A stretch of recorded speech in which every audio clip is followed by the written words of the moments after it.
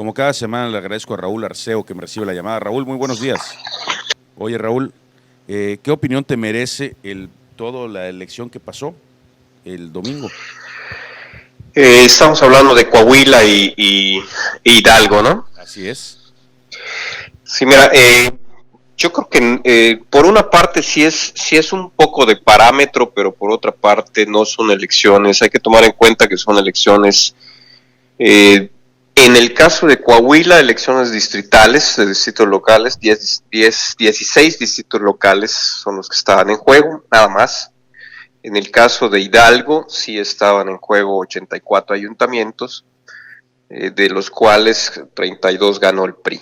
Entonces, una primera reflexión pudiera ser esa, ¿no? De que no tuvo tanto interés, no es una elección donde se jugara tanto, salvo las alcaldías, pero digamos, no convergen elecciones municipales, con distritos, con gobernador, etcétera, ¿no? Entonces, una primera reflexión sería esa, que a lo mejor no hubo tanto interés, y así lo demuestra el hecho de que, por ejemplo, la participación en Coahuila fue un poco menor del 40%. O sea, muy poca gente salió a votar por las circunstancias que quieras. O sea, estaba yo leyendo unas declaraciones de Marco Cortés, el presidente del Comité Ejecutivo Nacional del PAN, donde dice que venció la abstención, venció el miedo al COVID. Ahora sí, como diría el clásico, haya sido como haya sido, la gente no salió a votar, ¿sí? Entonces sí hubo una enorme abstención, y yo creo que habría que proyectar también eso para 2021. En el caso de Hidalgo fue el menos del 50%. Tú estás hablando en ambos casos que la abstención fue un factor muy importante para los resultados que se dieron, ¿no?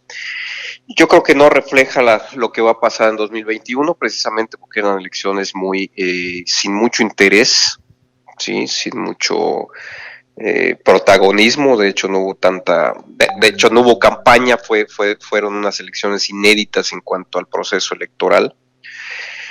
Y también hay que rescatar que fueron unas elecciones tranquilas, cuando menos yo no he escuchado, y así lo comentó también nuestro compañero Uquibe Espadas, que es consejero del INE, que fueron unas elecciones donde se salió a votar, se cumplió con el procedimiento legal y no hubo mayores inconvenientes, salvo seguro que algunas circunstancias en algunas casillas de algunos municipios. Pero fueron unas elecciones bastante tranquilas, ¿no? Que por supuesto al partido en el poder no le agradó. Enseguida Ramírez Cuellar, que es el presidente del Comité Ejecutivo de Morena, pues salió a decir que no va a reconocer los resultados. ¿Cómo quedaron las votaciones? Pues comentábamos en Coahuila, de los 16 distritos que estaban en juego, los 16 ganó el PRI. Y en el Hidalgo, de 84 ayuntamientos que estaban en elección, 32 ganó el PRI, el PRD 7, Morena 6, y el gran perdedor en todo esto creo que es el PAN. Sí, el PAN, aún yendo en coalición con el PRD, ganó 6 y solo ganó 5 en ayuntamientos en Hidalgo. Entonces te habla de que hay y cuando menos en esos estados, el PAN tuvo un retroceso enorme, ¿no? Posicionándose Morena, sí, sabiendo que no iba López Obrador en ninguna planilla, pues Morena sí no es el gran perdedor yo creo que es la opción de centro derecha, que es el PAN. Y recordar también que son estados gobernados por el PRI, entonces también seguro que el PRI con toda la maquinaria de sus gobiernos estatales, pues impulsaron a sus candidatos. ¿Tú crees que el PAN resulta ser con mayor derrota que Morena? Y me lo pregunto porque a Morena se le veía con mayor, se le percibía con mayor posibilidad de triunfo. Esa es la diferencia, ¿no?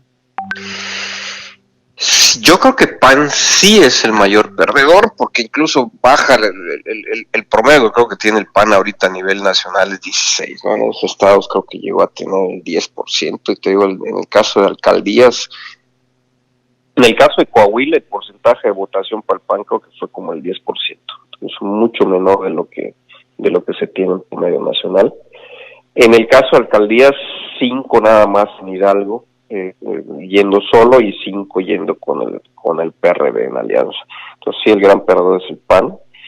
Morena se pudiera pensar que sí, yo creo que también pierde, porque tomando en cuenta que tiene el gobierno de la República y todos los proyectos sociales, pues sí también es un de los perdedores, ¿no? Yo hubiera esperado que Morena obtuviera cuando menos en Hidalgo más alcaldías, pero repito, son estados que están gobernados con el PRI. Entonces la operación de los gobiernos priistas también es fuerte en esos estados, sobre todo tradicionalmente en Hidalgo, ¿no? Bueno, en Coahuila sabemos que sigue el clan Moreira, ¿no? Entonces también tiene un férreo control de las fuerzas vivas, como se llamaba antes, de la población, y repito, la abstención, o sea, votaron a los que movilizaron las diferentes fuerzas políticas. La sociedad no se va a votar. Y es un reflejo de lo que se puede esperar en 2021, por lo que sea, por la gente grande a lo mejor no sale a votar por el temor de contagio, si hay colas o si ven amontonamientos la gente no va a salir, o sea, no creo que la pandemia se vaya a superar en las elecciones del próximo año, y también son elecciones intermedias. Recordemos que la votación es muy alta en la presidencial y en la intermedia sí baja. Entonces no es un reflejo de 2021.